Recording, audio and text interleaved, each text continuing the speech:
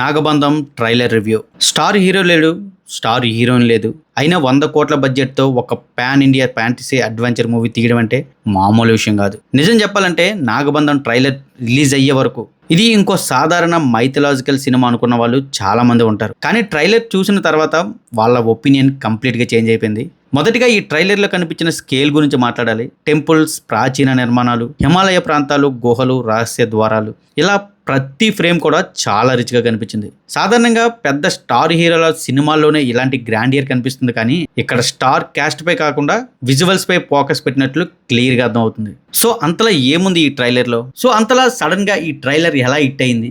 Present అందరూ చర్చించుకుంటున్న విషయం ఈ సినిమా గురించే. ఒక స్టార్ హీరో రెమ్యునరేషన్తో ఒక సినిమా, అది ఒక హాలీవుడ్ రేంజ్లో ఉండే ఒక సినిమాని నిజంగా తీయగలమా? తీస్తే ఈ రేంజ్లో ఉంటుందా అనేలా ఉంది రిలీజ్ అయిన ట్రైలర్. సో గైస్, ఈ నాగబంధం మూవీ గురించి, ట్రైలర్ గురించి చాలా మాట్లాడాలి. వీడియో ఎండ్ వరకు చూడండి. మన రివ్యూ నచ్చితే లైక్ చేయండి. ఇన్ కేస్ ఎవరైనా మన ఛానల్ సబ్స్క్రైబ్ చేసుకోకుండా చూస్తూ ఉంటే మన ఛానల్లో ఉన్న కంటెంట్ని చూడండి. నచ్చితే, హానెస్ట్ అనిపిస్తే సబ్స్క్రైబ్ చేసుకుని పక్కనే ఉన్న బెల్ ఐకాన్ ఆన్లో పెట్టుకోండి. మనం ఏదైనా వీడియో పెడితే మీకు నోటిఫికేషన్ వస్తుంది. మొదటిగా స్టోరీ గురించి చెప్పాలంటే, రిలీజ్ అయిన ట్రైలర్ ప్రకారం చూస్తే బ్రహ్మకమలం అనే ఒక గొప్ప రహస్యం లేదా ట్రెజర్ చుట్టూ ఈ కథ తిరుగుతున్నట్లు అనిపిస్తుంది. ఆ రహస్యాన్ని కాపాడే శక్తులు ఒకవైపు, దాన్ని సొంతం చేసుకోవాలని ప్రయత్నించే శక్తులు మరోవైపు.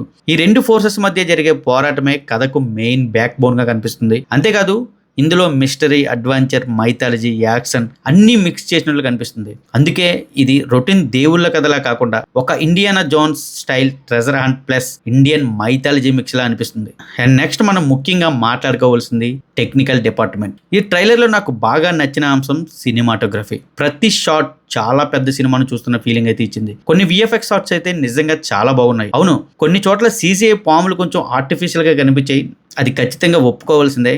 కానీ మొత్తం ట్రైలర్ని చూసినప్పుడు మాత్రం అది పెద్ద మైనస్లా అనిపించలేదు. అలాగే బ్యాక్గ్రౌండ్ మ్యూజిక్ కూడా ట్రైలర్కు చాలా బాగా సెట్ అయింది. కొన్ని సీన్స్లో బీజిఎం వల్ల గూస్ బంప్స్ ఫీల్ కూడా వచ్చింది. ఇకపోతే హీరో గురించి, హీరో విరాట్ కర్ణ స్క్రీన్ ప్రెజెన్స్ మాత్రం నెక్స్ట్ లెవెల్లో ఉంది. చూడాలి మరి ఈ సినిమా రిలీజ్ అయ్యాక సినిమాకు వచ్చిన టాక్ను బట్టి తనకేమైనా స్టార్డమ్ వస్తుందా లేదా అనేది. ఈ రకమైన భారీ ఫ్యాంటసీ అడ్వెంచర్ మూవీని క్యారీ చేయడానికి కావాల్సిన ఇంటెన్సిటీ తనలో కనిపించింది. ముఖ్యంగా యాక్షన్ షాట్స్, మిస్టరీని ఇన్వెస్టిగేట్ చేసే సీన్స్ లో ఆయన లుక్ అయితే చాలా బాగుంది. ఇకపోతే మెయిన్లీ మాట్లాడుకోవాల్సింది బడ్జెట్. 100 కోట్లు.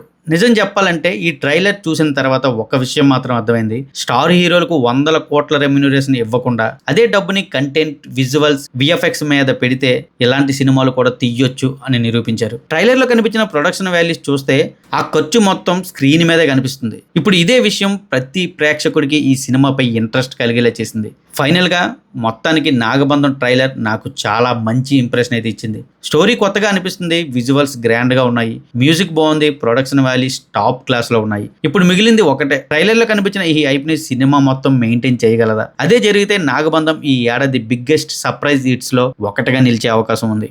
గైస్, మీకు ఈ నాగబంధం ట్రైలర్ ఎలా అనిపించింది? ఈ సినిమా హిట్ అవుతుందా లేక బ్లాక్ బస్టర్ అవుతుందా?